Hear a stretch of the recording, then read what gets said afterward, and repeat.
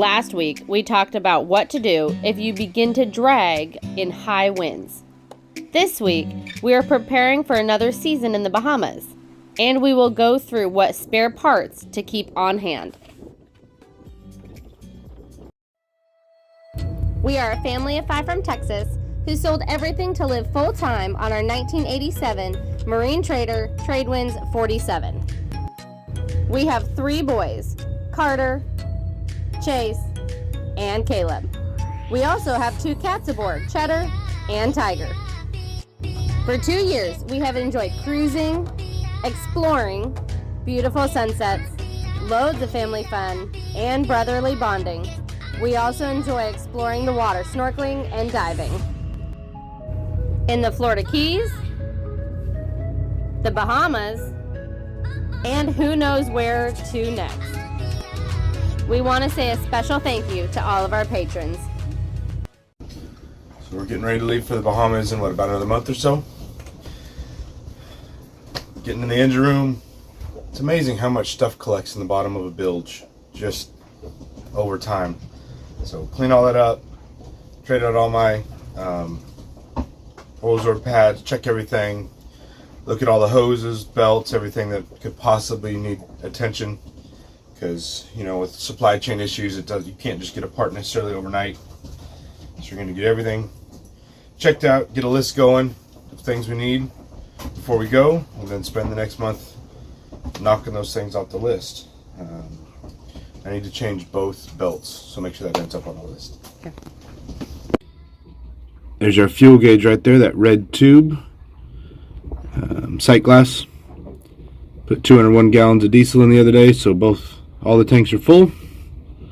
About $950. Woo.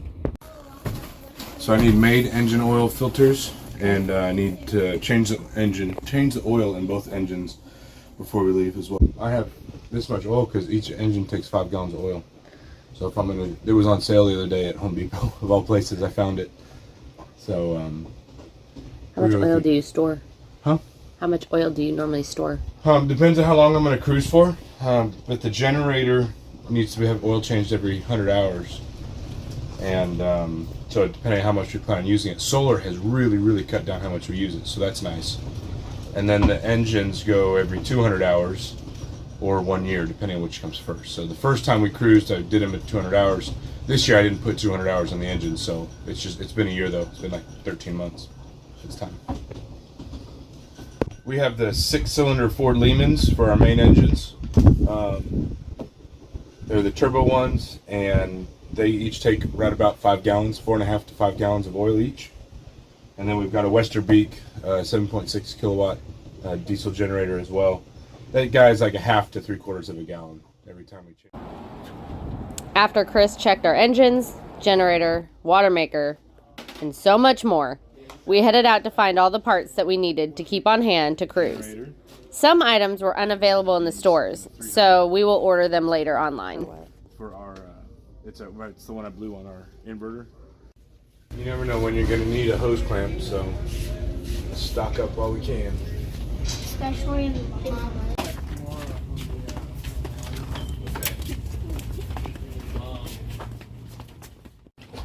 Good morning, everybody. Happy Friday. Welcome to this week's Talking from Our Aft.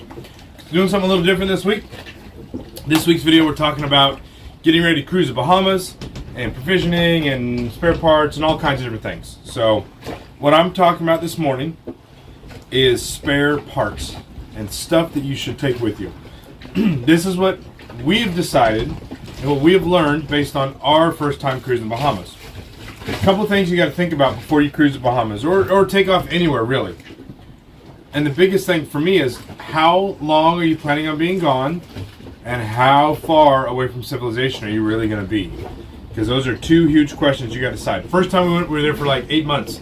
This time we're going to go, we'll be there for like a month. Big difference. Also, brand new boat last time. Didn't have any idea what I was getting into.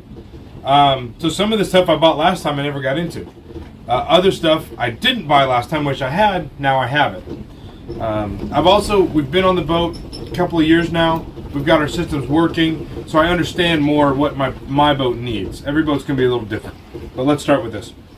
So One thing I'm going to do before I leave is I'm going to change my oil.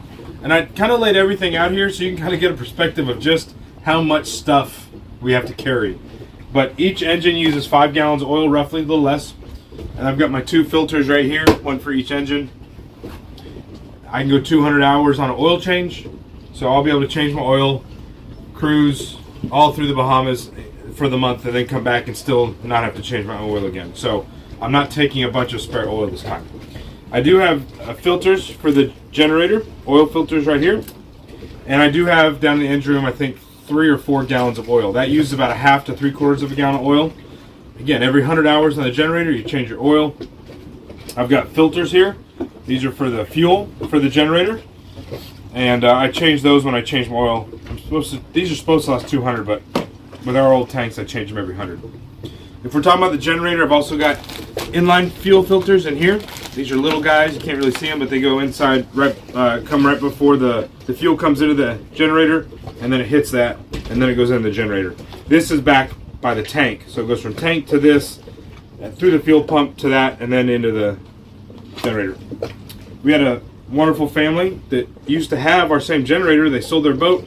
They sent me a spare impeller, which is great, and this is the raw water pump. But what I normally would carry is an impeller kit. This kit has got this right here. This is known as the impeller, along with the seals. I don't normally carry this whole thing, but I'm not going to turn down a free part like that. So that's what I carry for the generator. Oh, one other thing out for the generator, which I didn't think I had, but I do. I carry a spare belt for that. I would also normally carry a fresh water pump. We had to change one of those in the Bahamas last time, had to order one in. But I just put a new one on like a month or so ago, so I'm pretty confident it should last through this trip. Anything fuel related, coolant related, oil change related is stuff you want to carry for your mechanical, for your engines. So let's talk main engines here. I've got coolant because I found that coolant was kind of difficult to come by in the Bahamas last time. It was expensive, and they only had it at the big islands.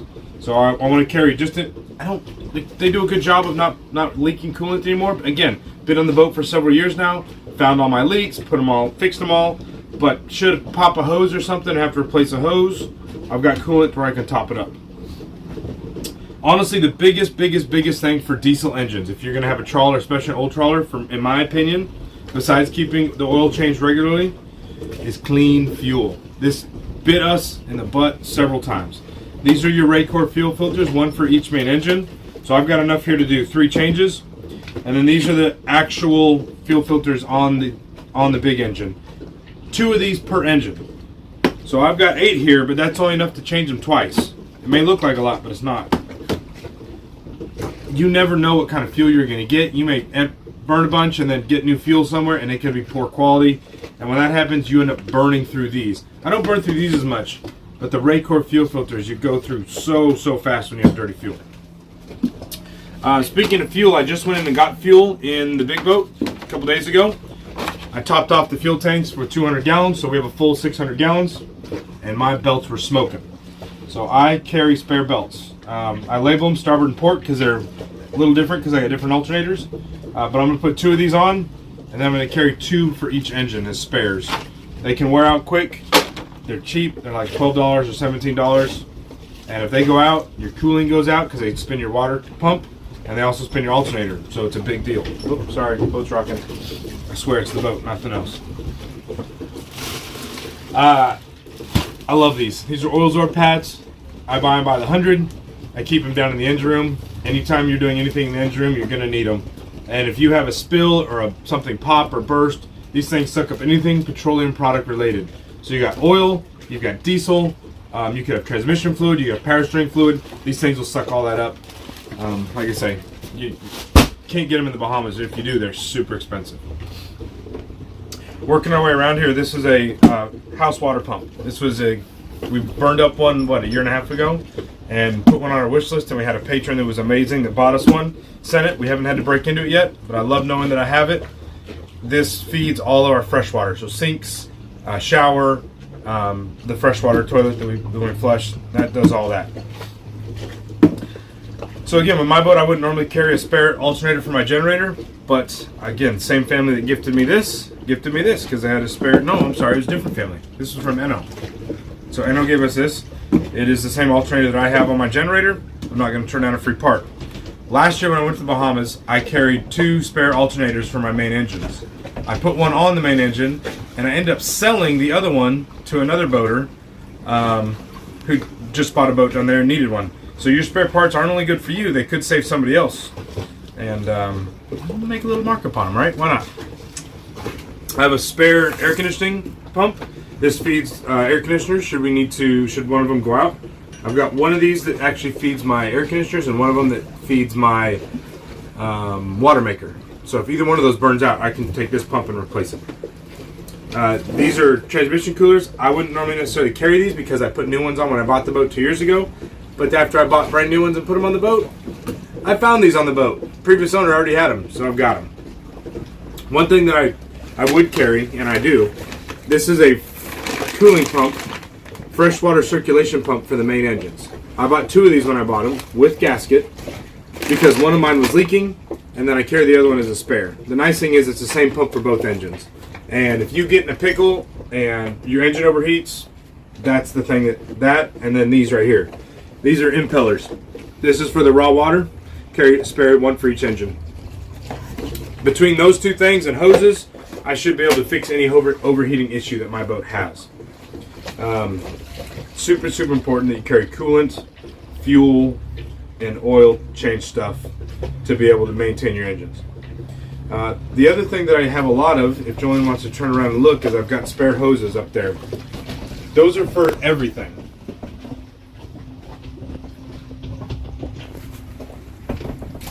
So most of the time when I bought the boat and I was changing hoses out, I would buy, if I needed 6, I'd buy double or a little more than double so that I could fix the job I had, and then I had enough to do the job again, and then I'd tuck it away as spares. It's amazing that how many different sizes and types of hoses we have on this boat. So they have come in super handy, not just for us, but for other boaters who I just need a 2-foot chunk of this or a 1-foot chunk of that or a 4-foot chunk of this. So very handy. Here's septic hose. This is what for our we have the composting toilet and then we have the electric toilet. So electric toilet and septic tank and all that uses this size hose, and I've got enough hose to replace all that. If it hits the fan while we're out and about, I can fix it. And then we just provisioned with more coconut coir. This is what we use in the composting toilet. So we got 2 things of that.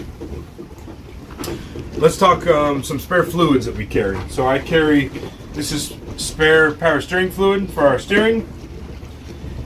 And then I've also got, this is the specific oil for our water maker pump. It's a high pressure pump, so I carry enough to do an oil change on that. And this is a kit for rebuilding that big high pressure pump. If it starts to blow seals or leak, I can rebuild that while we're at anchor.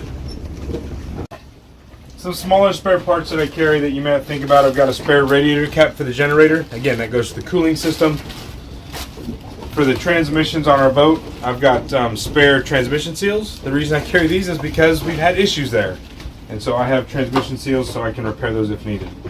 Our shafts use 3/8 packing for our shaft seal, so I've got enough I can repack both shafts probably twice if I need to. This stuff's not that expensive, it's easy to carry. One of our passengers, we had salt water get into our composting head, and it messed up our vent fan. So this is a little vent fan for our composting head. They got to spare one of those. Hose clamps. Hose clamps galore. It's amazing how often you find yourself needing a hose clamp. So buy all different kinds of sizes and carry them. Make sure they're good quality stainless steel. It's a big deal on the boat is hardware. Figure out what your boat uses for screws and different pieces. Buy them and carry them because they do not stock this stuff in foreign countries, and if they do, you're going to pay for it. Good roll of duct tape, and then of course I've got plumber's tape as well. Going back to the coconut coir, each one of those bags lasts us 3 to 4 months on the toilet, so that's more than we need, but we have to order it in from Amazon, so we just order 2 at a time, and we're good for what, almost a year? Yeah. Electrically, these things are huge. Your butt connections for your different wires, your O-ring terminals, your blade terminals, buy and stock and keep on board stuff like this. The stuff that goes along with that is going to be, I carry spare wire. Different black and red are your main ones. And then as I was redoing my batteries, these are all my old cables. There's no reason to throw those away because in a pinch, I can make them work. I got more battery terminal connectors because those can go bad. Again, more butt terminals and ring connectors.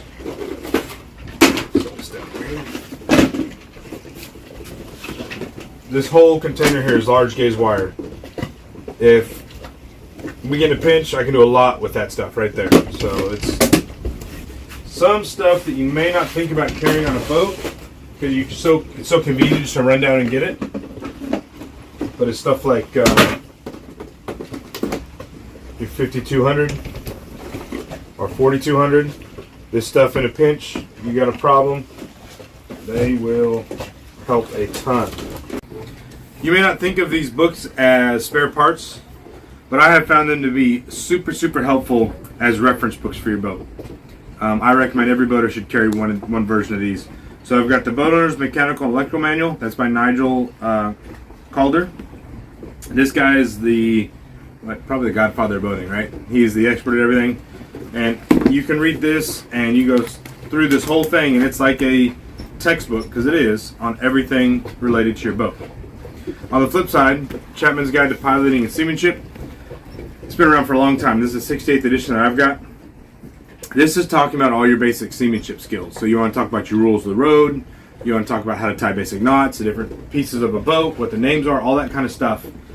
They can both be super helpful. I find that the Mechanical Electrical Manual is definitely one I dip into a lot more often when I have a question, not understanding how something works.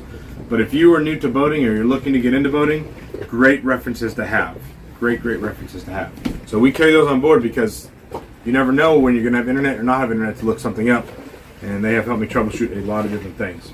If you were just trying to get the basics, you need to make sure you've got spare part for your main engines and generators that relate to cooling, so your pumps and your impellers.